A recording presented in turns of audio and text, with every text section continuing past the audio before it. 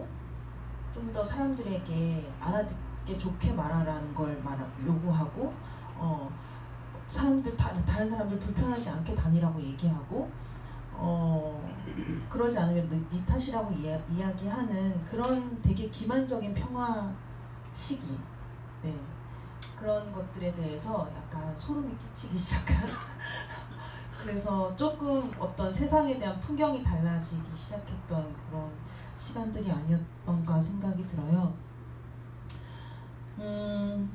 사실 이제 성소수자 운동을 조금 더 본격적으로 하기 시작하면서 이제 저에게는 본격적인 시작이 사실 2006년도에 한국에서 처음으로 이제 성전환자 인권 실태조사라는 것들을 하면서 그 당시에 뭔가 일이 되게 빨리 될 것 같았어요. 노회찬 의원이 성별 변경 특별법 발의했고 막 국회도 많이 가가지고 증언대회도 하고 그랬거든요. 근데 그 이후로 아무 일이 벌어지지 않았지만 국회 안에서는 네. 그때 이제 트랜스젠더들이 성별 정정을 하기 위해서 맞닥뜨려야 되는 이제 구체적인 정보들을 알게 됐고, 예를 들면 이제 군대 기피자가 아니라는, 병역 기피자가 아니라는 걸 계속 증명했어야 됐고, 그리고 이제 그 군대에 면제되는 트랜스젠더들을 만들어내는 기준들을 그때 이제 보게 된 거죠. 사실 그 기준들은 모든 입영 신체 검사를 하는 그 사람들이 다 맞닥뜨리는 기준이지만, 그래서 특히 이제 트랜스젠더에게는 비뇨기과와 정신과의 기준이 되게 중요한데, 정신과적으로 트랜스젠더는 정신병을 가진 사람들이기 때문에 이제 면제가 되기도 하고, 혹은 이제 그 비뇨기과적으로 성기 고환 결손이나 뭐 문제 이런 것들로 인해서 이제 면제가 되기도 했었거든요. 그래서 그때 처음 안 거죠. 고환이 한쪽이 없으면 4급이고 두 쪽 다 없으면 5급이다. 성기가 2분의 1 이상 남아있으면 4급이고 2분의 1 이하가 없어서 성관계가 불가능하면 5급을 받는 거죠. 그래서 가로하고 이제 성전환자나 성교불능자라고 친절하게 쓰여져 있어요. 그래서 이게 약간 검지손가락 같은 그런 뭔가 되게 기능적인 명확한 이유가 아닐 텐데, 이것이 정말 이 신체 검사라는 것이 의미하는 바는 단순히 군대에 갈 수 있는 사람을 걸러내는 거라기보다는 정말 남자가 누구인지를 걸러내는 그런 신체 검사이구나. 그래서 국가는 모든 남성을 발가벗겨 놓고 진짜 남자인지 아닌지 신체적으로 검사할 수 있는 권한을 갖고 있구나. 거기에서 면제되어 있다는 것이 너무나 안도감이 들면서도 너무나 모욕적이기도 한 거죠.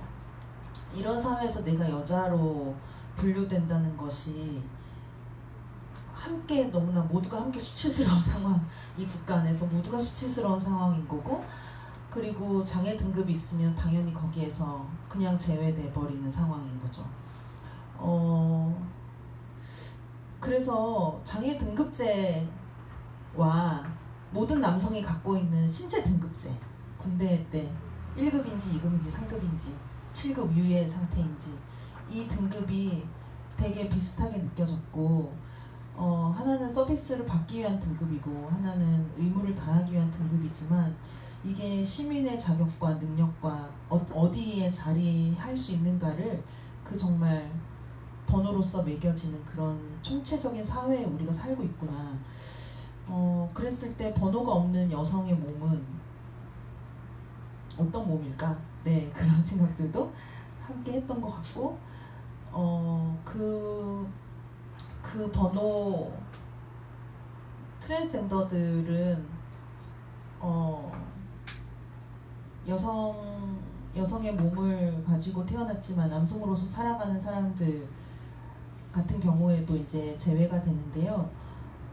성별 정정을 하면 남성 인구가 한 명이 늘어나잖아요.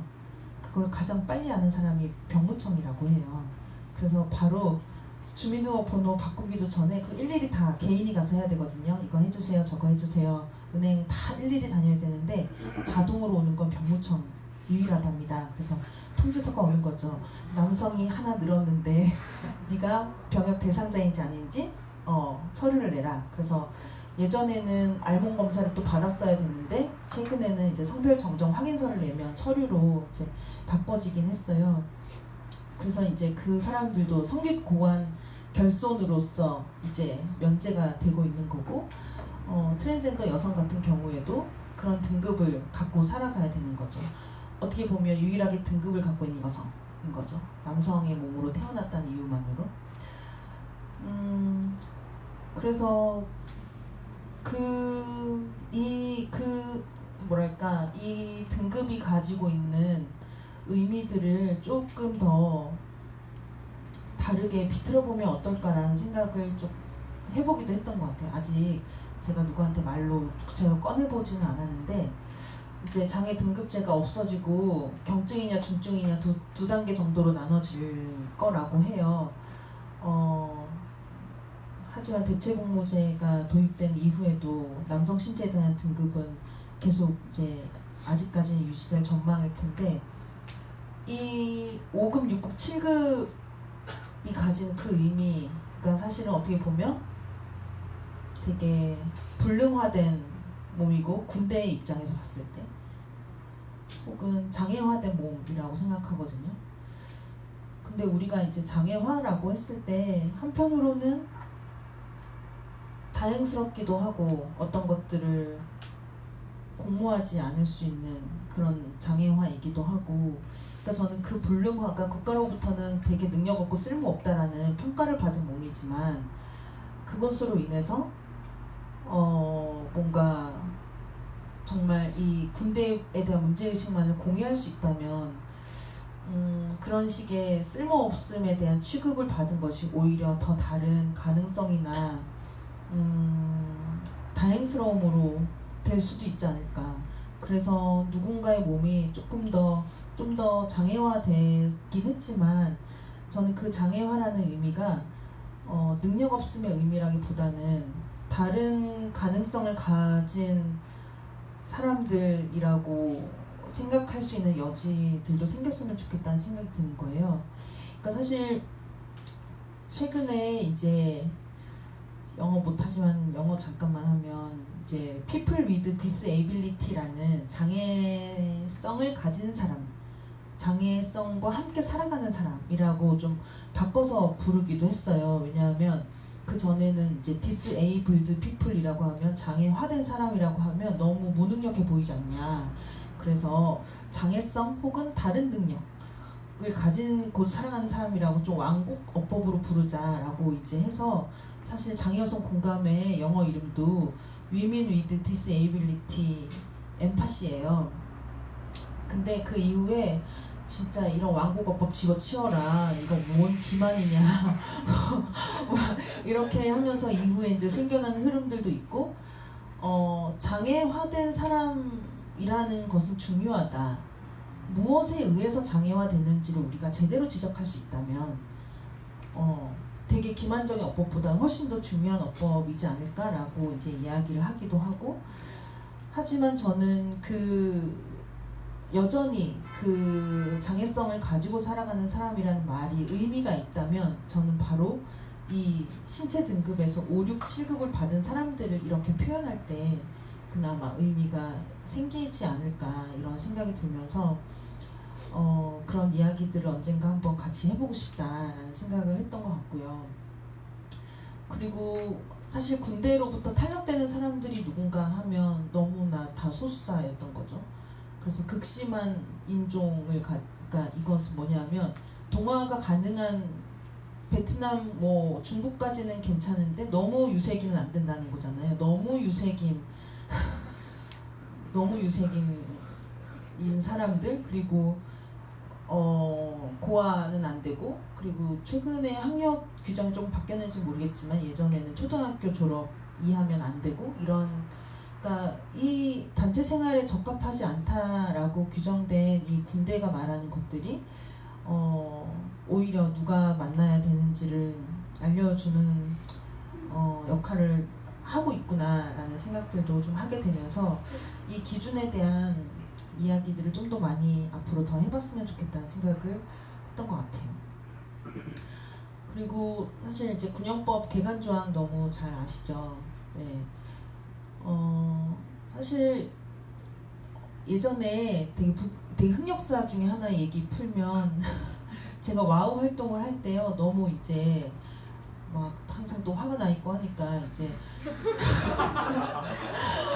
어디 토론회를 갔는데 그 당시에 이제 성소수자, 그러니까 남성 동성애자 분이 어떻게 평등하게 군복무할까 뭐 이런 토론회였어요. 인권위에서 이제 왜냐면 그때 이제 동성애자라는 게 밝혀지면 군 정신병원에 보내서 막 영창 보내고 막 이럴 때였거든요. 그래서 가서 막 왜 평등만 얘기하냐, 왜 병원 거부의 가능성은 없는 거냐 이런 얘기를 했는데 하여튼 그 사람들이 막 뜨아하게 이제 저를 봤던 그런 이제 경험들이 있고요. 그러니까 사실 군형법 이야기를 하면서도 군대 내 평등, 그러니까 돈 에스크 돈텔이라는 어떤 미국의 영향력도 있었을 테고, 정말 불평등한 조항은 너무나 맞는 거잖아요. 너무 차별적인 조항인 거고, 사실 이것이 바뀌는 것의 중요성은 군대 안에서만의 그 영향이 있는 게 아니라 전 사회적으로 너무 중요한 영향이기 때문에 당연히 이 군형법 추인제가 폐지되어야 하는 것은 맞는데요. 저는 지금부터라도 또 다른 이야기를 좀 시작해 보고 싶다는 생각이 들었어요. 이거는 최근에 이제 차별금지법 운동을 다시 잘 해보려고 많은 사람들이 애를 쓰고 있는데, 차별금지법 안에서 이제 어제도 국가인권위원회에서 토론회 했는데 이제 혐오 세력이 와가지고 그 국민들이 반대하는 동성애 차별금지법을 왜 해가지고 평지 풀파를 일으키려고 막 그러냐 어떤 이제 할아버지가 얘기를 하셨는데, 그래서 이제 우리는 항상 그 동성애 차별금지법이 아니라 포괄적 차별금지법이다 이 얘기 하느라 계속 이제 더 진전된 얘기를 못하는 그런 이제 또 화가 나는데, 근데 이 차별금지법이 한편으로는 되게 이런 소위 소수자 정체성 혹은 그 사람이 타고난 조건으로 인해서 차별받는 문제들을 좀 더 적극적으로 문제 제기하는 법으로 많이 알려지는 것 같아요. 왜냐하면 차별 사유를 가지고 항상 싸우니까 뭐 학력이 들어갈 거냐, 인종, 가족 상황, 뭐 혼인 여부, 여성, 장애인. 그런데 이 각각에 처해져 있는 정체성들이 타고났는지 아닌지 사실 그거를 따지는 것에 에너지를 쏟기보다는, 그리고 우리가 사회적으로 경험하는 어떤 억압이나 고통이나 이런 차별들이 내가 타고난 정체성 때문인지 아니면 또 다른 것들 때문 연결되어 있는지를 지금부터 같이 고민하지 않으면 되게 이 차별금지법이 납작해질 거라는 생각이 드는데요. 이것에 대한 고민은 사실 그동안 어떤 목소리나 몫을 가지지 못했던 소수자가 자기의 권리를 어떤 형식으로 주장할 건가에 대한 고민이랑도 좀 연결됐던 것 같아요. 그러니까 평등해지고 싶은데 누구와 평등해지는 거고 무엇이 평등해지는 것인가, 막 성공한 사람들끼리 막 그들끼리 막 홍석천도 같이 성공하면 괜찮은 거냐, 이런 것들을 좀 평등 대우 혹은 홍석천에게도 방송 기회를 줘라, 그게 공정한 거 아니냐, 이런 식의 공정함으로 자꾸 이제 얘기되면서 그 안에서 깔려져 있는 능력주의나 혹은 어떤 위계들 혹은 군사주의로부터 연결되는 어떤 누군가 이익에 이용당하도록 만드는 것들, 이런 것에 대해서 문제 제기하지 못한다면 저는 소수자들의 어떤 요구나 소수자들의 권리 주장들이 반군사주의 운동과는 더 멀어지는 방식이 없다고 하기 어렵고, 사실 미국이나 이런 데에서 페미니즘의 이름으로 전쟁을 정당화하는 논리나 혹은 9.11 테러 났을 때 백인 게이들이 우리가 국가를 위해서 뭔가 해야 될 때가 왔다 이러면서 막 성조기를 입고 막 행진을 하고 막 그랬거든요. 그래서 그런 것들을 우리가 차별과 평등을 이야기할 때 저는 이제 반군사주의나 국가에 저항한다고 여겨지는 어떤 병역 거부의 경험들이 정말 사회적 배제를 경험한 타자들이 함께 모여서 그 경험들을 나누고 우리가 지향하는 것들은 무엇고 우리가 서로를 이용하지 않고 서로에게 해가 되지 않는 공통의 길을 찾기 위해서 어떤 것들이 필요한지를 이야기해보고 싶은 때가 정말 지금인 것 같아요. 저에게는. 그래서 네, 이야기가 좀 길어진 것 같은데 어쨌든 그런 상태에 있다는 것을 말씀드리면서 네, 여러분과 함께 더 이야기 나누고 싶습니다. 감사합니다. 네, 재미있는 이야기 잘 해주셔서 너무 고맙고요. 일단 오늘 자리가 북토크인 만큼 책에 대한 이야기를 안 하고 넘어갈 수가 없는데요. 다들 책을 읽으셨는지 최근에 구입은 하셨나요? 여기서 사는 네, 없으신 분은 이렇게 옆에 준비되어 있으니까요. 책 구입하실 수가 있고요. 책이 그렇게 부담되지 않아요. 되게 얇고요. 글씨도 크고 쉽게 읽혀요. 네, 진짜로. 그래서 일단 두 분께 이 책에서 좀 가장 인상 깊었던 부분들이 어떤 부분이었는지 좀 각자 이야기를 해주시면 좋을 것 같아요. 저는 사실 편지로 쓴 선언문을 읽으면서도 언급을 했지만 터키 상황이 한국과 되게 비슷하다고 들었어요. 남성에게만 병역 의무가 주어지고 여성은 이제 군대를 직접 가지 않아도 되는 그런 상황이고 또 이제 그런 병역 체계가 갖춰져 있고 조금 군사주의가 좀 강한 그런 나라기도 하고 한국과 좀 비슷한 상황인데 그런 곳에서 여성 병역 거부자와 이제 LGBT 구성원들 중에도 병역 거부 선언을 한 사람들이 있고 그게 터키 병역 거부 운동의 그런 이성애 중심적이고 남성 중심적인 그런 역학을 조금 바꾸는 데 일조를 했다는 그런 내용들이 나와 있는데요. 그 부분이 굉장히 인상적이었고 지금 살짝 기억이 안 나기는 하지만 그러니까 그 여성으로서 군 복무를 했던 분의 사례가 이렇게 뒷부분에 실려 있는데요. 그 부분도 굉장히 인상적으로 읽었습니다. 네, 저한테도 정말 이런 젠더나 섹슈얼리티 관점이 되게 사실 주된 관점이잖아요, 이 책에서. 그 점 자체가 너무 놀라웠고 그래서 이 책을 읽는 내내 제가 뭔가 되게 연루되어 있다는 느낌을 너무 강하게 받을 수 있었던 것 같아요. 그러니까 그냥 어떻게 하는지 알아보자 이렇게 이제 시작을 했는데 그런 전반적으로 그런 게 아니었고 저에게 특히 좀 마음에 남는 문구는 아까도 잠깐 말씀드렸는데 베트남전 참전했던 미국 군인이 가보니까 전쟁의 진정한 의미를 알게 됐다. 우리가 타인의 이익을 위해 이용당한다는 걸 깨달았다. 이게 전쟁의 의미구나. 근데 저는 이제 그 연대라는 게 뭘까? 품앗이를 좀 넘어보자.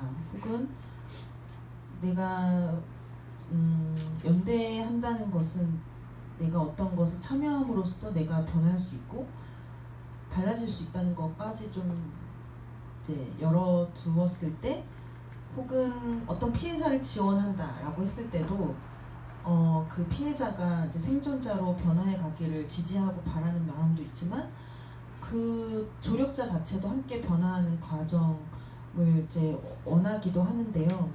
근데 그럼에도 항상 우리는 잘 실패하기도 하고 오히려 지금 어떤 뭐랄까 퀴어를 반대하는 대중 여성들의 어떤 대중 여성이라고 해야 되나?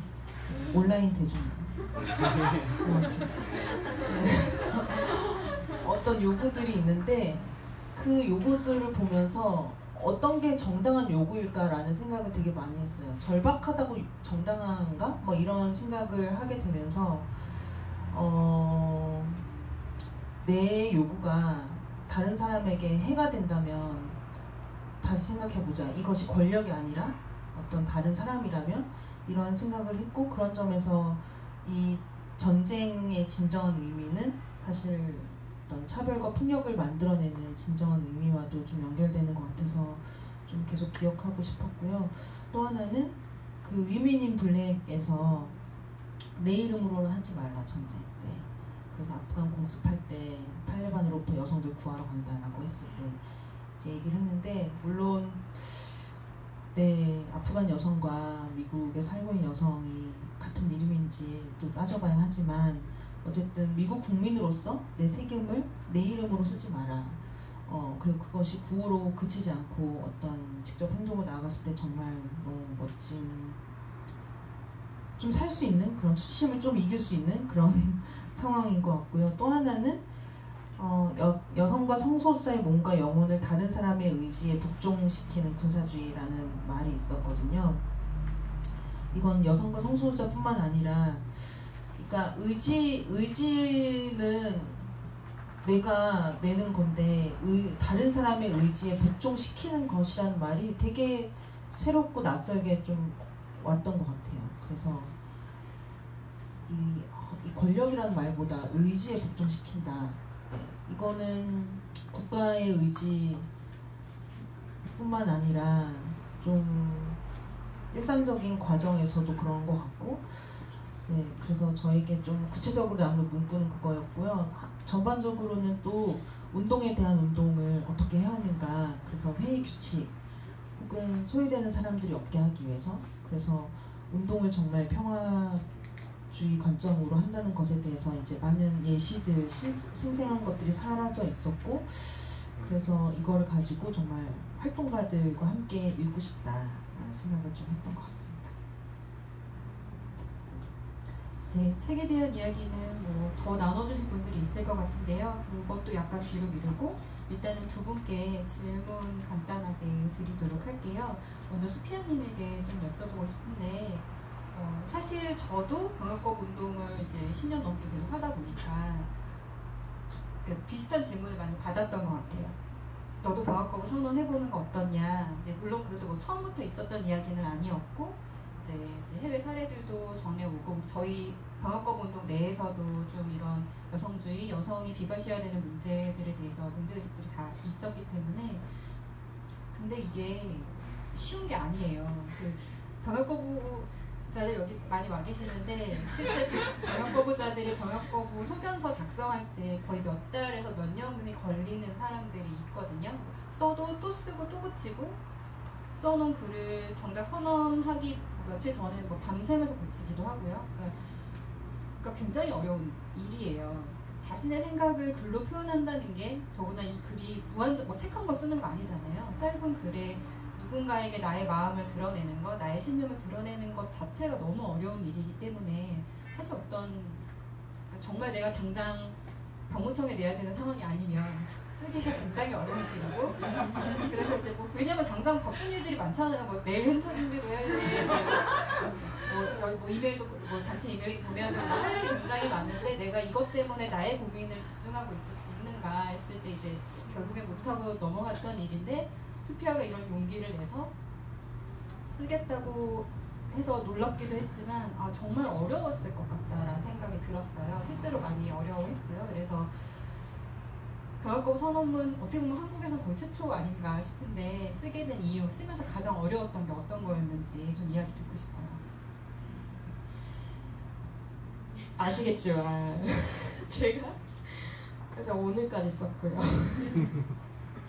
그렇지만 되게 다른 병역거부자분들 이렇게 뭐 한 달 걸리고 뭐 몇 년이 걸리고 이러셨다고 했는데, 그러니까 사실 저는 그에 비해서는 짧은 시간 내에 썼어요.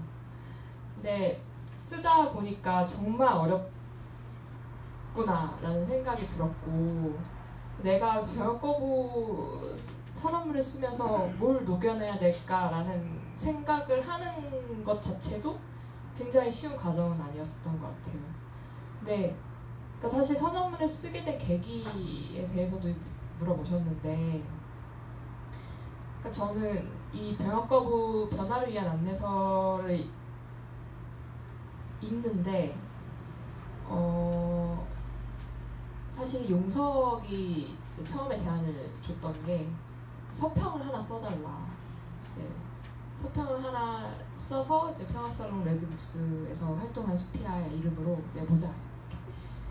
그 블로그 글에 올리려고 상상을 한 거였겠죠? 네, 그랬었는데 그래서 책을 하나 이제 제가 읽기 시작했어요. 배웠고 책을 읽기 시작했는데 솔직히 얘기하면은 저도 총을 들지 않은 사람들 저것도 안 읽고 저항하는 평론가는 읽었지만 그 사이에 나온 우리는 군대를 거부한다 저 소견서도 안 읽고 그랬었거든요. 정말 솔직하게 말씀드리면 그렇지만 이제 병역 거부 변화를 위한 안내서를 읽다 보니 아 이거는 내가 병역 거부 선언문을 한번 써봐야겠다라는 결심이 책을 읽으면서 좀 들었던 것 같아요. 그래서 사실 제 선언문 자체는 그러니까 제가 왜 병역 거부 선언을 하게 됐는지에 대한 부분이 상당히 많은 부분을 차지하고 있거든요. 들어서 기억이 나는 분도 계시고 아니면 이렇게 흘러간 분도 계시겠지만 전 그래서 이제 병역 거부 선언문에 담으려고 했던 주된 내용은 내가 왜 병역 거부 선언을 하는가 그런 거에 대한 것이었고 정말 또 어려웠던 거는 그러니까 사실 되게 오랫동안 봐온 사람들도 여기 많은데요. 제가 작년을 기점으로 많이 변했어요. 작년에 오픈리 퀴어로 살겠다고 결심을 하고 커밍아웃을 하고 그렇게 살아가면서 정말 많은 인생의 지갑 변동이 일어났거든요. 그러니까 사실 오랫동안 봐온 사이일수록 커밍아웃을 하는 것 그리고 내가 어떤 존재로 변해가고 있고 변했어라고 얘기를 하는 게 쉽지가 않더라고요. 그리고 저는 이 사실 병역 거부 선언문을 쓰는데 아 이거 내가 커밍아웃까지 다시 해야 되는 문제네? 라는 게 어느 순간 그런 생각이 들었고 실제로 마지막 내용이 그런 내용이잖아요. 내가 나를 어떤 존재로 정체화하고 있는지 과거에 저를 봐왔던 사람 과거부터 저를 봐왔던 사람은 제가 이제 변했다는 거를 알겠지만 여기에서 저를 처음 보신 분은 지금 제 모습으로 아시겠죠. 네. 뭐 제가 이렇게 얘기를 하기 민망하긴 하지만 처음 경쟁 없는 세상에 이렇게 갔을 때는 지금과 사뭇 다른 분위기와 느낌의 사람이었던 것 같아요. 네, 지금은 어쨌든 논 바이너리 젠더 퀴어로 정체화를 하고 있고 그래서 사실 두 가지 과제가 저한테 주어진 거죠. 병역 거부 선언을 하면서 커밍아웃을 해야 되는 상황. 근데 오히려 이렇게 내가 명시화를 하고 내가 어떤 존재다라고 이 자리에서 이렇게 뚜렷하게 밝히는 게 되게 좋은 기회였다라는 생각이 많이 드는 것 같고 그러니까 커밍아웃이라는 거는 정말 좀 살아가면서 정말 한 번만 하는 게 아니라 이것도 되게 과정 중에 있는 거구나. 그리고 내가 또 앞으로 어떻게 변하게 될지 모르잖아요. 그때 또 다른 방식의 커밍아웃이 필요할지도 모르겠다. 그런 생각이 병역 거부 선언문을 쓰면서 들었던 것 같습니다. 저도 아까 들으면서 굉장히 좋은 내용들이 많다고 생각을 했는데 어쨌든 자신의 삶을 전체적으로 다 돌아보고 지금 내 삶에서 가장 중요한 가치들이 무엇인가를 녹여내야 되는 거잖아요. 오늘의 글은 완성된 형태의 글로 좀 더 다듬으시고 본인이 원하는 각색을 하셔서 잘 공개돼서 누구나 볼 수 있었으면 좋겠다 그런 생각들. 네, 원고료 3만 원입니다. 네, 뒤에서 이용석 씨 웃고 계십니다. 제가 이 생각했던 것 중에 하나는 또 뭐냐면 요즘 이제 대체복무제 논의가 굉장히 활발하게 이루어지고 있잖아요. 근데 이게 어쨌든 제도화되는 과정에서는 누가 진짜 병역 거부자인지 누구는 병역 거부자가 아닌지를 심사를 통해 걸러내는 과정이 불가피하게 어쨌든 초반에는 지금 그런 논의들이 되고 있어요. 그래서 나는 이런 신념, 이런 생각을 가지고 병역 거부하겠습니다를 그냥 내가 선언하면 되는 문제가 아니라 누군가 나의 글을 읽고 아 그래 너는 그래서 감옥 대신에 대체복무를 할 만한 사람이야 라는 그 승인을 받아야 돼요. 그러니까 누군가를 설득해야 되는 상황이 온 거죠. 그러니까 나는 이런 신념을 갖고 있어가 중요한 게 아니라 나의 신념이라고 하는 게 누군가를 설득할 만한 근거가 필요한 거예요. 그래서 뭐 종교적 거부자들은 뭐 종교 교단에서 증명서를 발급받을 수 있다고 하지만 저희 같은 평화주의 신념을 가진 사람들은 그걸 어떻게 증명할 건가의 문제가 남아있는 거예요. 그래서 아마 초반엔 대부분 다 탈락을 할 가능성이 높지 않냐. 물론 그것도 계속 싸워가면서 바꿔가야 될 부분이긴 한데요. 근데 사실 어쨌든 자신의 생각을 가장 잘 표현할 수 있는 게 병합거부 선언문, 병합거부 소견서이지 않을까. 그래서 저희끼리 이제 농담으로 앞으로 이제 전쟁 없는 세상에서는 군대 문제를 고민하는 친구들, 이제 그러니까 병합거부를 통해 대체복무를 하고 싶어하는 친구들이 오면은 이제 어떻게 소견서를 써야 심사를 통과할 수 있는가 이런 강의를 해야 되지 않냐. 왜냐하면 이제 저희가 계속 병합거부 상담을 꽤 오랫동안 진행을 해왔는데 가면 갈수록 좀 뭐라고 표현해야 될지 잘 모르겠는데 정말 우리 사회에 편입되지 못하는 사람들, 그러니까 자신의 생각을 정확하게 표현하기 굉장히 어려워하고 물론 그건 당연히 어려운 일이죠.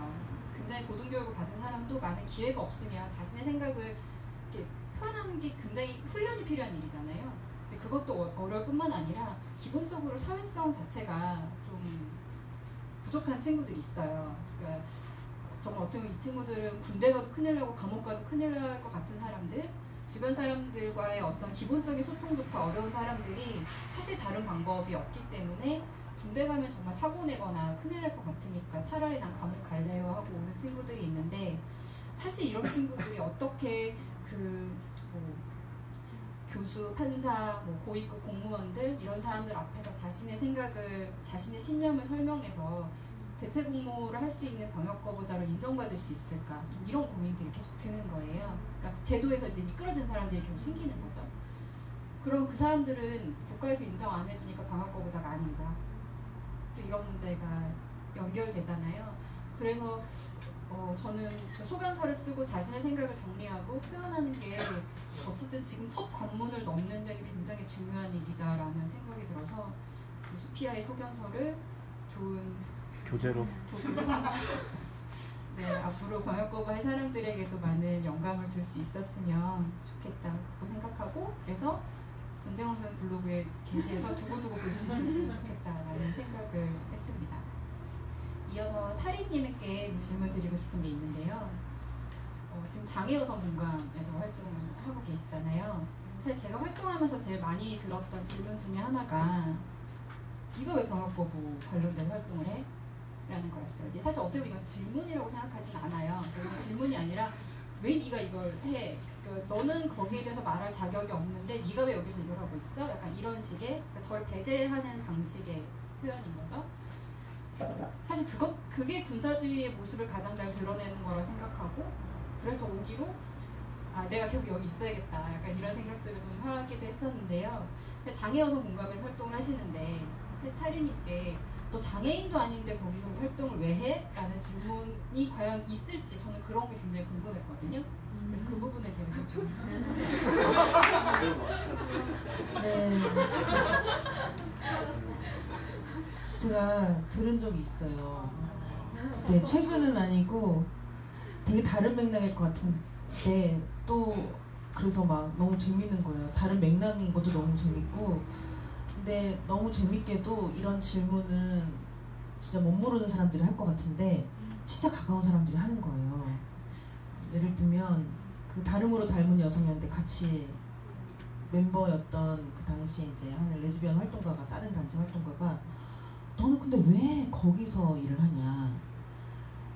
뭐 여기 와서 힘을 보태라 이런 의도였는지 아닌지 뭐 알 수는 없는데 아무튼 마음에 안 든다 이런 뉘앙스를 한껏 담아서 이제 얘기를 했던 것 같고 그거는 당사자주의에 대한 어떤 원칙과 신념이 있었기 때문인 것 같아요. 뭐 하여튼 부적절하다라는 코멘트를 담아서 이제 얘기를 했던 거고 또 하나는 같은 단체 활동가였는데 장애소 공감 활동가였는데요. 그 여성도 이제 비장애 여성이었고 지금은 이제 활동 안 하고 계시는데 근데 너는 왜 여기서 활동해? 뭐 이렇게 되게 의외죠. 네. 아마 다른 사람들은 그냥 짐작하는 것 같아요. 이게 되게 가까운 사이였고 근거리에 있었기 때문에 되게 혹은 자기에게도 이게 질문이거나 도전거리였기 때문에 저에게 그렇게 물어봤던 것 같은데 많은 사람들 같은 경우는 이제 도와주러 갔다라고 생각을 하죠. 네, 장애인 단체에서의 비장애인들의 존재는 보통 이제 그런 건데 근데 이제 노들약 같은 데는 그런 거 써있죠. 당신의 해방과 나의 해방이 같으면 같이 춤추러 오지 도와주러 오지 말라고 사양한다 이렇게 이제 거기 앞에 딱 서있고 장여성 공간 같은 경우는 좀 초기부터 좀 페미니즘 운동을 해보자라는 게 되게 강했기 때문에 우리가 누가 동료인가에 대한 고민을 그때부터 했던 것 같아요. 그래서 사실 장애인 자립생활 운동이 본격화되면서 장애인 활동 지금 지원사로 바뀌었는데 활동 지원사 제도가 생기고 나서 그 장애인 자립생활센터를 장애인 당사자가 운영하는 게 너무 중요하다. 그리고 이것이 일본에서부터 이 당사자주의라는 것이 장애인 문제는 장애인이 제일 잘한다. 되게 익숙한 말이죠. 여성의 문제는 여성이 아는 뭐 이런 얘기 되게 많이 하는 것처럼 너무 당연한 말인데 근데 한편으로는 장애 남성이랑 말이 안 통하는 게 있는 거예요. 단지 장애를 가졌다는 이유만으로 우리는 동료인가 혹은 우리는 같은 이해를 공유하는가 성공하고 싶은 장애인과 평등하고 싶은 장애인이 같이 살 수 있겠어요? 맨날 싸우겠죠. 그래서 너는 동료 아니다 우리. 그리고 장애 여성이 경험한 성폭력에 대해서 같이 이야기를 나눌 수 있는 사람은 어떻게 보면 그 경험을 공유하는 비장애 여성일 수 있다. 이러면서 약간 당사자의 개념을 좀 넓히거나 바꾸는 과정들이 좀 불가피하게 있었던 것 같고 이제 그럼으로써 이제 내부 안에서는 그런 것들을 좀 해결해 왔던 것 같고 조금 더 보조인이 아니라 동료로서 어떻게 관계 맺을까 그럼에도 불구하고 존재하는 위계는 어떻게 해소할 수 있을까 그래서 그것의 방법은 이제 언어 장애를 갖고 있는 사람의 속도에 맞춰서 의사소통을 하거나 아니면 눈높이를 휠체어에 탄 사람에게 맞춰서 사무실을 꾸미거나 이런 식의 이제 노력들이 좀 필요하긴 했는데 항상 잘 되고 있는 건 아닐 수도 있어요. 네. 근데 그래서 이제 당사자의 자격 혹은 발언의 자격에 대해서 최근에 다시 고민이 드는 건 이제 여성 운동에서의 남성 존재인 것 같아요. 사실 그 온라인 여성 대중들은 여성 운동 안에서의 남성 존재를 우리 이야기를 뺏으러 온 사람들이라고 생각을 하죠. 그래서 이제 굉장히 보호하고 그래서 시위에도 못 오게 하고 운동권이 우리 목소리 가져가는 것처럼 남성들이 오면 우리 목소리 가져갈 것이다 이런 식의 경계들이 있는데 사실 그것이 그런 권력에 대한 긴장이 언제 정당화될 수 있는가는 우리가 만든 기준일 때 저는 의미 있는 것 같아요. 저는 그 생물학적 남성 빠져라 라는 것이 의미가 없다고 생각하는 이유는 그게 우리가 정한 기준 아니잖아요. 생물학적 남성 도대체 뭐예요?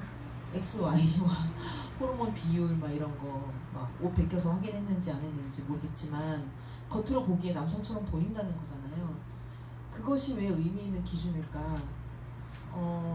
정말 여성이든 남성이든 여기 와서 룰을 파괴하고 합의를 깨는 사람을 내보내지 않고 남성으로 지정된 사람들을 내보내는 방식은 그 누구도 보호할 수 없다는 점에서 되게 잘못된 당사자주의라고 생각을 하고 그래서 이 당사자에 대해서 예민하게 고민하는 것 자체가 항상 나쁘다고 생각하진 않지만 그 기준을 어떻게 세우는가가 좀 고민거리였으면 좋겠다는 생각을 하게 되는 것 같아요.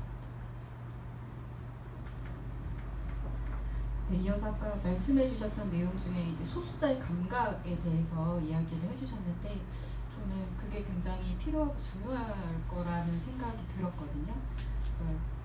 우리가 흔히 생각하는 장애를 가진 사람들은 할 할 수 없는 일들, 능력이 없는 사람들이라고 생각하지만 그게 또 어떻게 보면 그렇기 때문에 가질 수 있는 가능성들이 있는 거고 사실 그런 부분과 반군사주의가 사실은 그렇기 때문에 만날 수 있다라는 생각들이 좀 들었어요. 그래서 좀 이런 반군사주의 운동과 퀴어 운동이 만나려면은 좀 우리가 어떻게 노력을 해봐야 될까. 사실 이런 고민들 요즘 되게 많이 하고 있는 고민들 중에 하나거든요. 그래서 좀 어떤 방법이 있을까라는 고민이 들어서 질문을.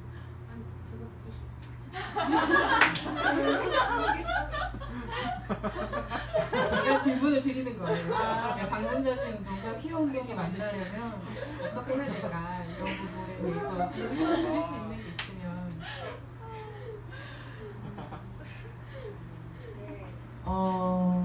그냥 퀴어 운동이 준비를 많이 해야 될 것 같아요. 다른 건 잘 모르겠어요. 네. 퀴어 운동 준비를 많이 해야 될 것 같고 장애 운동 가도 만나야 된다고 생각하는데 저는 뭐 HIV와 관련된 질병과 이런 여러 가지 문제에 있어서도 그런데 퀴어 운동이 문제네요. 네, 너무 반신반이고요. 뭐랄까 되게 어떤 국가로부터 퀴어들이 어떤 인정을 받고 어떤 보호를 받고 어떤 권리를 인정받으면서 살아갈 수 있을까라는 걸 생각하면 잘 안 그려지거든요, 솔직히. 네, 언제 될지도 잘 모르겠어요. 도대체 우리를 위한 예산은 언제쯤 배정될까? 어떤 항목으로? 가족 구성? 네, 가족관계 등록부 안 바뀔 것 같은데, 네, 그거 안 바뀔 것 같아가지고, 네, 차별금지법도 안 되니까 통일보다 늦을 것 같고 막 그래가지고, 네. 근데 뭐랄까 되게 지치는 게 문제인 것 같거든요. 사실 천천히 돼도 괜찮아요. 그런 것 같아요. 우리가 그냥 지금 제도가 없어도 좀 살만하다 싶으면 좀 천천히 돼도 저는 큰 문제는 아니라고 생각하는데 근데 어쨌든 안 해주는 그 국가의 의지에 너무 화가 나니까 계속 이제 요구는 할 거잖아요. 포기하지는 않고 계속 요구는 할 텐데 유엔이 하라는데 왜 안 하냐 뭐 이런 얘기도 가끔 하고 마음에 안 들지만 하는데 저는 그 지치는 과정 중에 우리가 그나마 힘을 낼 수 있는 건 그나마 국가에 저항하는 사람들이 그렇게 무조건 감옥에 가지 않고 조금씩 변하고는 있다라는 어떤 내 주변의 변화들을 통해서 덜 지칠 수 있을 것 같다는 생각이 좀 들었어요. 그래서 이 여성과 성소수자와 병역 거부자의 어떤 비슷한 처지에 대해서 터키 사람이 계속 말하잖아요.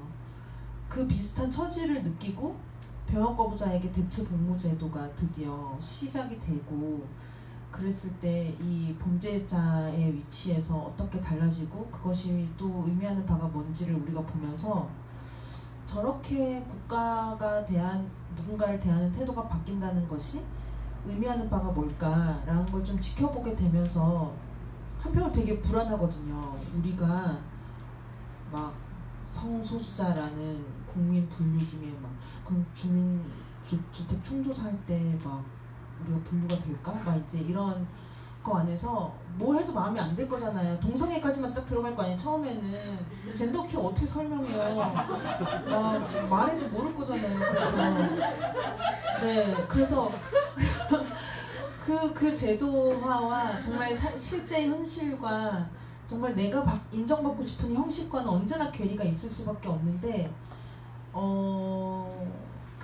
그것을 좀 그래도 좀 가늠하는 곁에서 병역 거부 운동과 퀴어가 좀 가까이 있었으면 좋겠다라는 그런 생각을 하고 그러려면 퀴어 운동이 준비해야 되는 거는 성공하지 않겠다라는 마음인 것 같아요. 이거 퀴어 운동 가서 잘 얘기 안 해봤어야지. 못하고 성공 안 해도 된다라는 그런 마음의 준비가 필요하지 않을까. 근데 이제 뭐가 성공이냐는 다들 생각이 다를 테니까요. 사실 누군가는 요즘 저희들한테 축하한다고 얘기해요. 대체복무제를 이제 만들 수밖에 없는 상황이 왔으니까 어쨌든 성공한 거 아니냐라고 하는데, 사실 내부를 들여다보면 요즘 저희들 다 너무 매일매일 화난 상황이 너무 많거든요. 그러니까 오히려 눈에 드러나지 않는 작은 디테일에서의 싸움들이 서로 뭐 논리도 없고 설득도 안 되고, 뭐 그럼 거기 안에서는 이제 저희가 누군가를 설득해야, 저희가 국방부를 설득해야 되고, 저희가 자유한국당을 설득해야 되고, 이런 위치에 놓여지는 거예요. 왜냐면 저희가 권력을 가지고 있는 사람들이 아니고 저희가 법을 만드는 사람이 아니기 때문에. 그래서 이전에는 그냥 주장하면 됐던 일들이 이제 디테일하게 뭐 2배냐 1.5배냐, 그럼 왜 1.75배는 안 되냐, 왜 1.2배는 안 되냐, 이런 그런 거 있잖아요. 지뢰제거가 왜 안 되는지를 우리가 설명을 해야 되는 거예요. 우리는 지뢰제거를 한 번도 얘기를 한 적이 없는데 갑자기 누군가가 지뢰제거 얘기가 나온 순간부터 우리는 왜 지뢰제거가 안 되는지를 막 자료를 찾고 외국 자료를 뒤집고 이렇게 돼야 되는 상황들이 오는 거예요. 약간 그런 디테일에 계속 빠지게 되다 보니까 정말 이게 성공인가? 그럼 우리가 국제 기준에 맞게 1.5배의 뭐 사회복지 영역에서 하는 대체복무제도를 만들면 그럼 우리는 성공한 건가? 약간 이런 고민들이 드는 거죠. 그러니까 사실 병역 거부는 대체복무제도를 훨씬 넘어서는 굉장히 강력한 정치적인 수단이라고 생각을 하거든요. 근데 이게 계속 대체복무로 수령됐을 때 우리의 운동은 이걸 과연 성공했다고 볼 수 있을까? 이런 고민들이 계속 들더라고요. 그래서 일단 지금 당장 이제 올 하반기는 대체복무제 도입과 관련된 많은, 당장 이제 9월부터는 국회에서 논의가 시작되고 지금 많은 법안들이 올라오고 국방부도 곧 안을 내고 이런 상황이기 때문에 여기에 대응하는 것 역시 너무 중요하지만, 우리 운동이 성공이라고 하는 무엇이 성공인가부터 같이 논의를 해야 되고 같이 합의하는 과정이 필요하겠구나. 그래서 사실 여기서 놓치지 말아야 될 어떤 여러 가지 가치들, 지금 같이 활동하고 있는 어떤 퀴어라든지 뭐 장애인이라든지 다른 여러 소수자 운동에서 많이 배울 수 있지 않을까, 좀 이런 생각들을 들으면서 많이 했고요. 시간이 생각보다 많이 지나서 너무 저희끼리만 떠들었어요. 제가 이야기할 기회를 많이 드린다고 했는데 죄송해요. 지금까지 재미있는 이야기도 많이 나왔고 들으면서 생각들도 많이 하셨을 것 같아요. 그래서 질문도 좋고 아니면 본인의 생각도 좋은데 하고 싶은 이야기가 있으시면은 손을 들고 누군지 간단하게 소개해 주시고 이야기를 해주시면 좋을 것 같아요.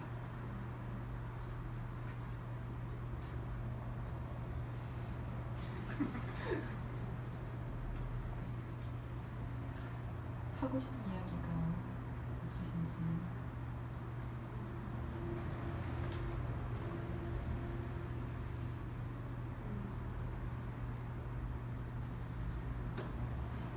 다들 말씀이 네. 네, 저는 청년정치 공동체 너머라는 단체에서 상근을 하고 있는 지혜이고요. 사실 예전에 캠프에서 나영정 쌤 강연을 듣고 나서 이렇게 이걸 알게 돼서 이렇게 너무 재밌겠다라고 생각하면서 왔는데, 그래서 너무 잘 들었고, 저희 단체에서 예전부터 좀 병역거부자분들도 많이 소견서에 쓰시고 활동을 하시고 이러는 걸 보면서 제가 청소년일 때부터 병역거부에 대한 고민을 하면서는 되게 이것에 대해 어떻게 연대할 수 있을까라는 질문? 사실은 여기서 얘기 나왔던 당사자성에 대한 얘기들, 이런 생각도 많이 했었고, 청소년 운동에서는 이 자라나는 청소년이라는 이름을 이 사람을 정상시민으로 만들려고 하는 제도와 교육들과 이 군대라는 것들이 잘 이 기관의 굴러가는 방식들이나 이런 것들로서 되게 잘 닮아 있다고 생각하거든요. 학교랑 군사주의 문화, 학교 안에서 가장 위계적이고 서열화되어 있고 심하다라는 느낌을 받으면서 좀 뭔가 청소년이든 여성이든 이러한 이름들로 말할 수 있지 않을까라는 고민을 하다가 또 저도 그런 고민들이 이어져서 이 자리에 왔는데, 근데 저의 지금도 계속되는 고민은 그렇다면 그것의 구체적인 실천태를 어떻게 가져갈 수 있을까? 우리가 병역거부 선언을 연대한다 혹은 지지한다가 아니라 함께한다라는 이름으로 가져갈 때에 병역거부라는 것이 단순히 구체적으로 병역 통지서를 거부하는 것뿐만 아니라 우리가 생각하는 어떤 반군사주의나 이런 것들을 담는 어떤 실천들일 텐데 이것을 좀 어떤 방식으로 제안하고 설득하고 함께 참여하고 또한 선언하고 이 선언이 가지는 의미라는 건 자기 서사의 해석을 넘어서 어떤 액션이 되고 이런 거에 대한 고민이 많이 들더라고요. 당장 뭐 청소년 운동에서 반군사주의를 어떻게 이어볼까 뭐 이런 생각도 들어서 그런 아이디어적인 부분들에 대한 고민이 저는 있고 다른 분들이 아이디어가 있으시다면 들려주신다면 많은 도움이 되지 않을까 생각합니다.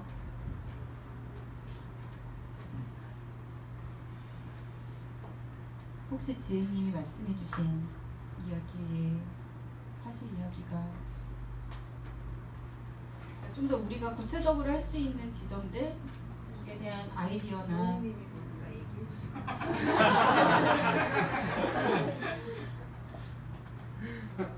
저는 사회자인데 하나 정도 질문. 아니 그래가지고 사실 이게 막 이제 병역 거부 선언과 정말 병역 거부 운동에 직접 참여하는 의미에서의 그런 참여도 있겠지만 사실 반군사주의적 신념을 갖고 뭔가를 실천한다는 게 뭔가는 훨씬 더 넓은 범위일 수 있다고 생각하거든요. 사실 의사소통 방식부터 시작해서 다양한 게 있을 수 있는데 그래서 이제 전업세에서 생각하는 반군사주의 운동의 전망 뭐 이런 거 한번 여쭤보고 싶었고요. 사실 예전에 2005년도에 무슨 여성평화 네트워크 캠프가 한국에서 있어가지고 무슨 미국 사람이 푸에르토리코 사람도 와가지고 하는데 아무튼 막 반군사주의 실천을 하자고 하면서 이제 일상적인 전쟁 언어를 찾아보자. 그래서 막 폭탄 세일 막 이런 거 찾고 막 너무 찼어 막 이제 했는데 미국에도 밤 세일 뭐 이런 거 있더라고요. 근데 왠지 그 프로그램 끝나고 약간 이거 그냥 찾고 끝나니까 조금 허탈했거든요. 그래서 이게 그 단어를 빼는 방식으로 예를 들면 그러니까 병신이란 단어를 빼는 방식으로 충분하지 않다는 생각이 자꾸 들잖아요, 우리가. 그래서 정말 반군사주의적인 어떤 건 뭘까 그 뒤로 사실 잘 고민을 못했는데 그래서 조금 혹시 얘기해 주시겠어요? 네. 그럼 사실 이제 어떻게 돌아가냐면 군사주의란 무엇인가? 우리가 반대하고자 하는 무너뜨리고자 하는 군사주의라는 것은 무엇이며 어떻게 구성되고 있는가로 이제 얘기가 흘러갈 것 같은데요. 사실 전쟁 없는 세상이란 단체는 처음에 이제 병역거부 운동으로 시작이 됐고 병역거부자와 그 사람들을 후원하고 지지하는 사람들이 모여서 단체를 만들었다가 이 생각이 자연스럽게 확장이 됐던 것 같아요. 그러니까 왜 군대를 거부해? 왜 병역을 거부하고 그 선언을 공개적으로 하면서 그 사람들의 뜻을 더 세상에 많이 알리려고 하는가. 사실 거기 그 질문으로부터 모든 게 출발했다라고 생각을 하거든요. 전쟁을 그 누구도 원하지 않는데 왜 전쟁은 계속 일어나고 있고 우리 사회는 계속 군비 지출을 늘리고 있으며 우리 사회는 아까 그런 되게 좀 비만적인 평화시기라는 말씀을 해주셨는데요. 그래서 제가 메모를 해놨어요. 그러니까 되게 평화로운 시기라고 하지만 이런 시기가 사실상 전쟁 시기를 준비하는 단계가 되는 거죠. 늘 언제 일어날지 모르는 전쟁을 위해서 군사훈련을 해야 되고 언제 동원할지 모르니까 사람들을 분류하고 필요할 때 언제든 징집을 하거나 동원할 수 있게끔 그렇게 내고 있는 사회. 그리고 또 국가안보라는 이름으로 항상 모든 위협이 조장이 되잖아요. 근데 그 국가안보를 우리가 함께 토론하거나 함께 논의한 적은 없죠. 그 누군가가 정해주는 국가안보가 위험하면 사실 우리 모든 기본권은 제한돼도 상관이 없고 우리 기본권을 제한해서라도 지켜야 되는 게 국가안보라는 그런 명제와 사실 우리는 계속 싸우고 있다라고 생각을 해요. 그래서 사실 이게 뭐 그러면 그게 아니다라고 말한다고 해서 바로 어느 순간에 없어질 수 있는 건 아니라고 생각을 하고요. 그래서 사실 지금까지 오늘 수피아님의 시도가 굉장히 의미가 있었지만 지금까지 한국에서 진행되어 왔던 방역 거부라고 하는 건 사실 그런 생각을 갖고 평소에 뭐 살아갈 수 있어요. 남자든 여자든 뭐 어떤 성을 가지든 뭐 어떤 소수자든 간에 군대에 대해서 비슷한 생각을 가지고 살아가고 있는 상황에서 나에게 징집의 의무가 주어졌을 때 그걸 거부하는 행동인 거잖아요. 사실 우리가 살아가면서 굉장히 많은 순간에 군사주의들을 만날 수 있다라고 생각을 해요. 그러니까 이게 단순히 어떤 언어의 문제, 저는 언어가 이제 우리의 행동을 표현하기 때문에 언어를 찾는 그런 시도였지 않았을까라고 추측을 해보기는 하는데 이제 우리 삶의 모든 방식이 사실 군대와 너무 유사한 게 많잖아요. 그러니까 그렇게 작동돼 보이는 방식들이 결국에는 누군가가 중요하다라고 정해놓은 그런 국가 안보의 시스템을 결국 따라갈 수밖에 없게 만들고 거기에 대해서 문제 제기를 할 수 없게 만들고 이제 그런 과정 속에 있다라고 보여져요. 그래서 어떻게 보면 우리 사회 문화 하나하나를 바꾸는 게 굉장히 어렵지만 그 작은 실천이 될 수 있는 것. 그래서 전쟁원 세상에서 하고 있는 프로그램 크게 세 가지인데 이제 하나가 방역 거부 관련된 캠페인이고요.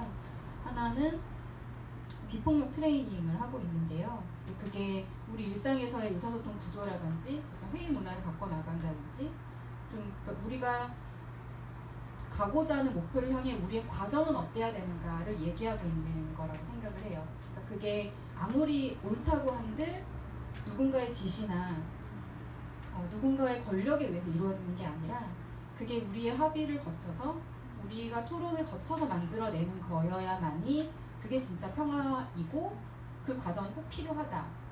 그렇게 보는 게 이제 하나 비폭력 프로그램에서 하나가 있고 또 하나는 이제 무기감시 프로그램이 있는데요. 이제 우리 내부 변화와 다르게 지금 굉장히 이 자본주의 시장에 맞물려서 그러니까 어떻게 보면 이건 한 나라의 문제가 아닌 거죠. 사실 그 다국적 그 무기 회사들은 무기 팔아먹기 위해서 여러 나라의 분쟁을 조장하기도 하고 양쪽에 그래서 무기 다 팔면 자기들 이익이니까요.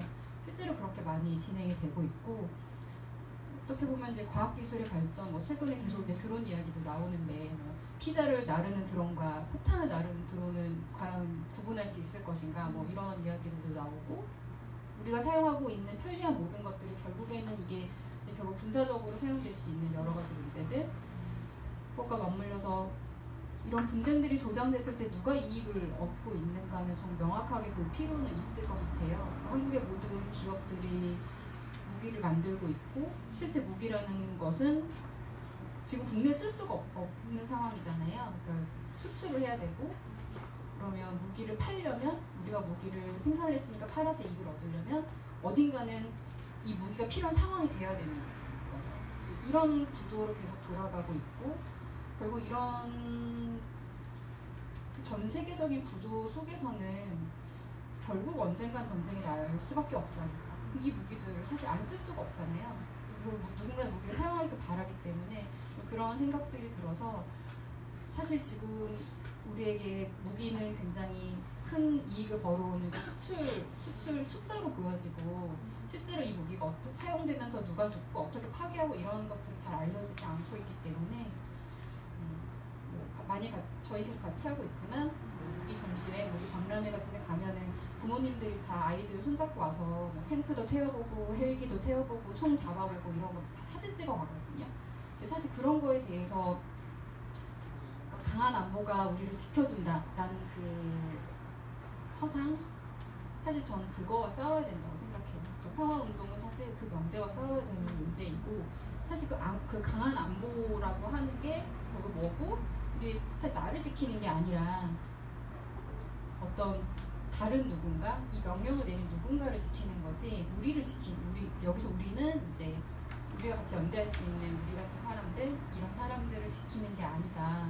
좀 그런 것 사실 그렇게 되다 보면은 사실 모든 게 다 평화운동이 될 수도 있고 모든 게 반군사주의 운동이 될 수가 있을 것 같은데요. 저는 일단은 그런 구조를 인지하는 것 그것부터 시작이고 그걸 통해서 해나갈 수 있는 것들을 계속 만들어 나갈 수 있을 것 같아요. 두 가지 축으로 세상도 바꾸지만 우리도 바뀌어야 된다. 이 두 가지를 했습니다. 저 하나 추가하고 싶은 게 있는데 그 WRI에서 저희 전쟁 없는 세상이 속해 있는 이제 국제적인 단체죠. 이제 전쟁 저항자 인터내셔널이라는 그런 이제 커다란 네트워크 조직이 있는데 거기서 몇 년 전부터 청소년 군사화에 반대하는 캠페인을 계속 진행하고 있어요. 그래서 그 청소년 운동에서 반군사주의를 어떻게 이어가실지 고민이 되신다면 WRI에서 진행했던 그 캠페인 관련된 자료들을 찾아보시거나 내부에서 진행됐던 게 어떻게 진행됐는지 용석은 모르나요? WRI요? 네, WRI에 진행된 청소년 반군사화 WRI의 주축인 유럽 국가들에서는 사실 지금 징병제 시스템이 아니라 모병제로 군 당국이 학교에 가서 실제 징집을 하고 이런 군대를 홍보하고 이런 활동을 하는데 그걸 못하게 하거나 막아서거나 이런 식으로 하고 있는데 한국은 아직까지 그 단계는 아닌데 예를 들면은 저희도 주목하고 있는데 해병대 캠프 같은 거 그게 사설 업체에서도 진행하고 실제 해병대에서 하는 것도 있어요. 그런 것들을 좀 뭐 법으로 금지시킨다거나 아니면 가서 깽판을 친다거나 좀 네, 그리고 막 그런 학교에 가서 아이들한테 엄청 이제 충격적인 영상을 보여줘서 되게 문제가 되는 안보교육 네, 그런 거에 대한 나라 사람 교육 네. 이름으로 꾸준한 모니터링이나 이런 것도 되게 중요한 활동. 사실 정말 할 건 정말 많은 것 같고 생각해 보면 계속 뭐 키리조브 훈련이라든지 이런 것도 계속 진행되고 있잖아요. 그런 것들에 대한 촉각을 곤두세우고 있는 거 이런 것도 중요할 것 같고 저도 잘 못하지만 그러니까 타린님과 이걸 준비하면서 타린님이 던져주셨던 질문 중에 그러니까 전쟁 없는 세상에서 했던 그런 병역 거부 운동 말고 다른 반군사주의 운동은 뭐가 있을까 이런 질문을 던져주셔서 되게 고민을 하게 됐고 저도 이 소견서가 아니죠. 선언문을 쓰면서도 내가 이거를 되게 선언문을 쓰지만 이런 내 반군사주의 가치를 둔다고 얘기를 하고 병역거부 선언을 한다고 하면서 이거를 넘어서는 무언가 뭘 할 수 있을까 좀 그런 고민이 들었는데 사실 저는 여기도 썼지만 저로 끝나면 안 된다고 생각하거든요. 저로 끝나지 않았으면 좋겠고 계속 사람들이 병역거부 자기의 서사, 자기의 병역거부 선언문이 좀 다양하게 정말 나왔으면 좋겠다는 생각이 많이 들고 좀 그런 거를 추동하기 위해서 뭘 해야 될까 고민을 하면서 좀 글을 썼던 것 같아요. 일단 시작은 많은 사람들이 볼 수 있게끔 블로그에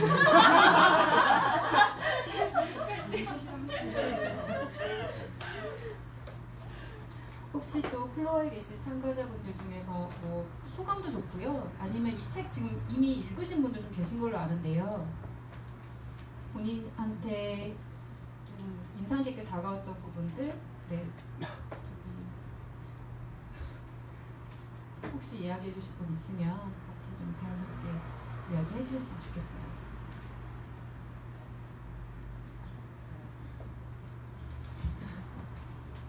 안녕하세요. 저는 강정마을에서 지금 6년째 살고 활동하고 있는 행령이라고 하는데요. 지금 특히 올해 그리고 제가 이번 7월 마을에서 간암식 관련 많은 일들을 겪으면서 저에게 처해진 제 자리에서 이 선언이나 이 고민들이 제가 계속해서 강정에서 활동하거나 아니면 반군사주의 운동을 하거나 제가 계속 어떤 일을 해야 할까에 제 정체성을 고민하는 데에 굉장히 많은 도움을 주고 있다는 생각이 들었어요.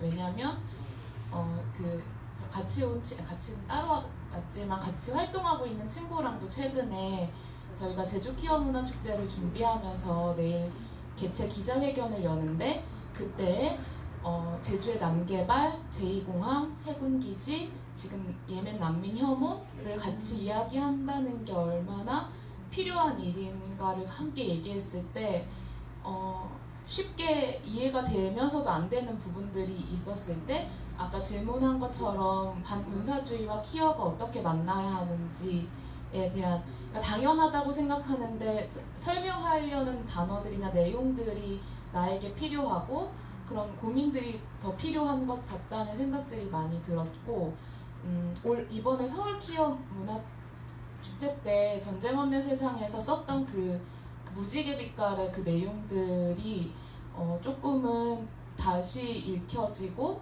고민할 수 있는 지점들이 생기면 제가 지금 위치해 있는 제주 강정과 제주 키어 문화 축제 조직위의 자리나 그리고 계속 평화운동을 앞으로 어떻게 해나갈 건지에 대한 고민들을 하는 자리에서 그냥 병역 거부를 한 친구들을 응원하고 지지할 것이 아니라 수피아가 고민했던 그 지금 우리가 맞서서 싸워야 할 게 무엇인지를 분명하게 조금은 더 보여주는 이 시간이 아니었나 이런 소감이 들었고 그래서 되게 고마웠고 그러니까 기존대로 해오던 운동 방식이 아니라 조금은 발전된 형식으로 이 책을 읽고 난 뒤에 할 수 있지 않을까 이런 약간 기대감이나 희망도 좀 생겼던 것 같아요.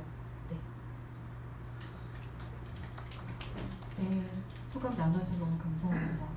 지금 시간이 예정보다 약간 길어져서요. 혹시 더 나눠주실 분 계실까요? 저는 타리님에게 궁금한 거 있습니다. 그럼 무슨 짓지 마세요. 이 책 읽으시고 혹은 그 전에도 계속 한국의 병역거부 운동을 지켜보시면서 뭐 여러 생각을 하셨을 텐데 타리님이 보시기에 한국 병역거부 운동이 장단점이 있을 것 같은데 장점은 여기서 말하지 마시고 더 많은 사람이 들을 기회에 말씀해 주시고 이런 부분이 좀 부족하다, 이런 부분은 좀 더 채워지면 좋겠다 이런 게 있으면 어떤 게 있을지. 상처 안 받으니까 아무렇게나 말씀하세요. 생각도 못했는데 저 연결해서 타리님한테 물어봐도 된다면. 네, 연결돼서 하실 수 있는 건 지금 하시는 게 좋을 것 같아요. 아, 네.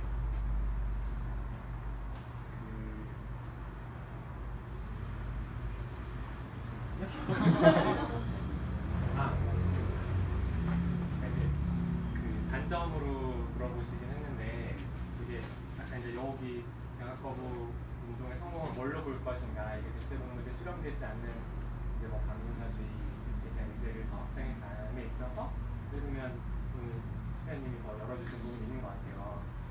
키어나 혹은 장애 등급자, 이제 장애 운동과 어떻게 또 만날 수 있을지 이렇게 넓게 보면 차별금지법 제정 운동의 반군사주의 운동을 또 어떻게 만날 수 있을까? 인간의 존엄의 위계를 좀 병역이라는 게 혹은 군인대행이라는 게 나누고 있다는 점에서 근데 그 얘기 있었잖아요. 요즘 찾아오는 병역 거부자 상담하는 이들이 소위 말하는 사회성이 떨어진다. 자기 말을 할 수 없는. 근데 이제 타리님은 더 익숙하실 것 같긴 하지만 그게 보통 장애인화된 이 사회에서 멘탈장애든 중증장애든 그러니까 되게 아이러니한 거죠. 정작 장애인들은 군대에 갈 수 없는 몸이 이미 돼버린 건데 또 갈 수 있는 몸 중에서도 그렇게 장애인화된 사회성이 떨어진다는 소위 그런 점에서는 지금 이제 한 국면 지난 거잖아요. 대체 공무도 인정이 되면서 진짜 병역거부자냐 가짜 병역거부자냐 이게 좀 아마 더 세질 텐데 그때 가짜 취급을 받기 쉬운 그 장애인화된 몸 그런 점에서 병역비자를 더 옹호하는 거 예를 들면 장애운동에서 더 연대해서 만들어 볼 수 있는 거죠. 우리 동일하게 가짜 취급을 받는 그러니까 그런 좀 질문이 들었고 동시에 하나는 그 어떻게 들리는지 궁금했고 또 하나는 근데 이제 아까 장애 남성 예를 들면 자립생활센터가 장애인 중심이면 좋겠지만 또 성공하고 싶은 장애인과 그 얘기 하셨잖아요. 평등하고자 장애인 다를 수 있다. 남성일 때도 다르고 그러니까 근데 병역 기피자 예를 들면 나 그냥 군대 가기 싫어 설명할 언어가 없는데 예를 들면 전혀 반군사주의적이진 않은 거죠.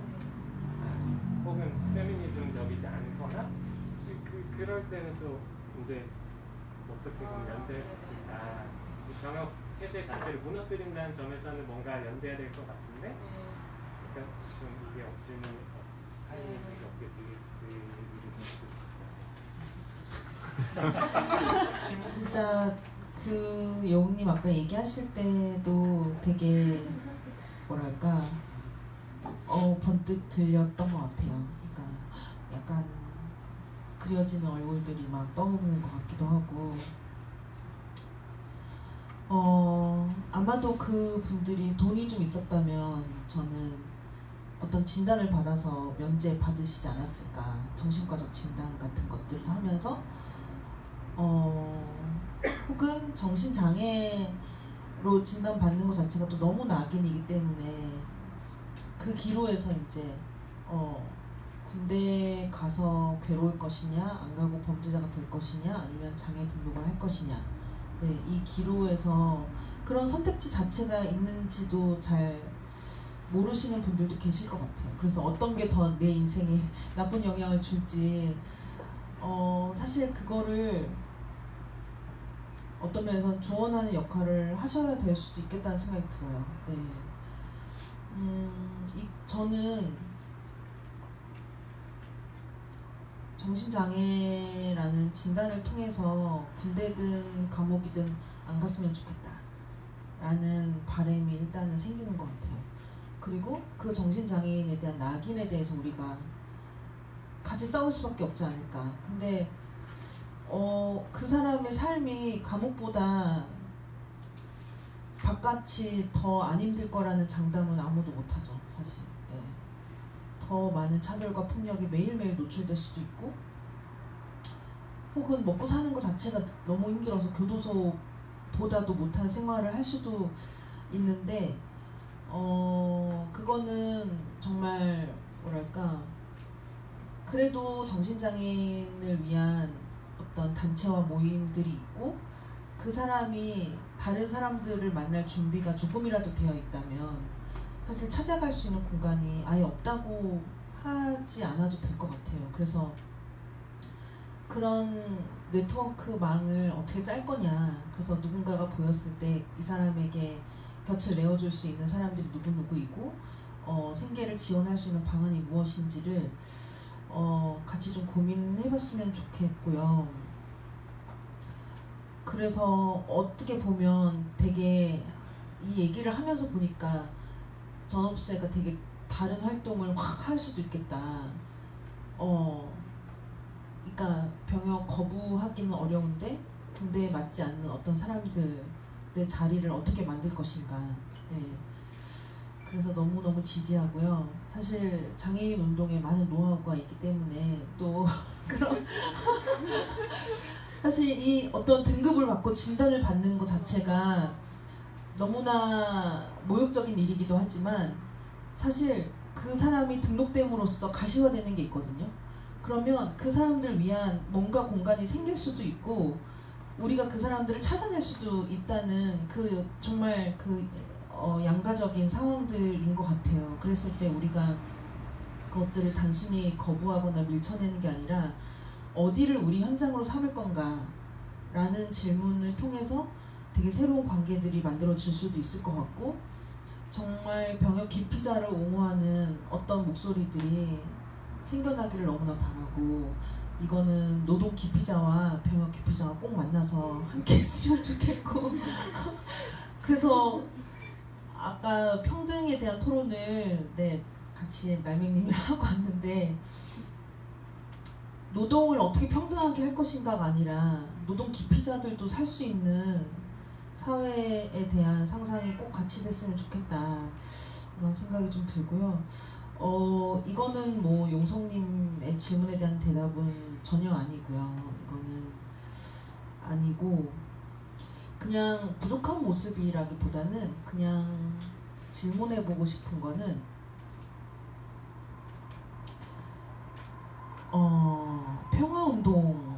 평화운동이라고 이제 생각을 할 때 이 평화운동을 쓰는 사람들이 참 많잖아요. 남북평화운동 하시는 분도 있고 막 그런데 전업세가 갖고 있는 되게 저는 되게 대바라짐 혹은 급진적임이 있는데 이 평화운동이라는 거 안에서 혹은 평화운동이라는 말을 좀 더 매력적이게 혹은 조금 더 사람들에게 저는 막 사람들에게 설득적이어야 한다기보다는 어떤 식의 지향을 조금 더 보여줄 수 있는 무엇과 함께 싸우고 있는지 평화운동이라는 게 이런 것을 통해서 평화운동의 지평을 좀 넓힐 때 이런 좀 소수자들이 평화운동? 저거 내 얘기랑 좀 만나는 것 같은데? 이런 식의 느낌을 저는 분명히 갖고 있는 코드가 있는데 그걸 좀 더 잘 보여주시면 좋지 않을까 이런 생각을 좀 해봤던 것 같아요.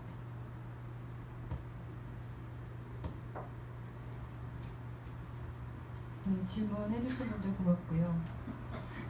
네, 이제 마무리하는 시간을 가지려고 합니다. 사실 하실 얘기들 많이 하셔서 뭐 또 듣는 건 조금 애매할 것 같은데 혹시 오늘 이 자리를 마무리하면서 마지막으로 하고 싶은 한마디가 있으신 분은 한마디씩 좀 해주시면 좋을 것 같아요. 저는 제안했던 대로 정말 관심이 있으시면 나 혼자 병합거부 선언할 수 없다.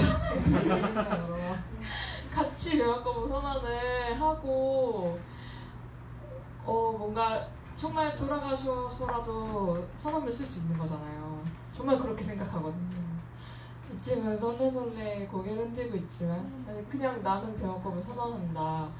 그게 몇 줄이라도 좋고 그냥 말로 선언한다라는 거라도 좋고 그런 것들을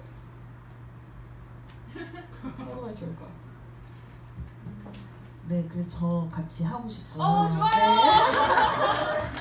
네, 용성님이 좀 기다려주시면 저에게 언제 쓰냐고 얘기를 하면 제가 근데 이거 진짜 약간 가오를 걸고 쓸 것 같거든요. 그래서 빨리 안 되겠다. 네, 그래서 시간을 갖고 하지만 시작의 날로 오늘을 좀 마음을 먹는 걸로 해보겠습니다. 너무 좋습니다.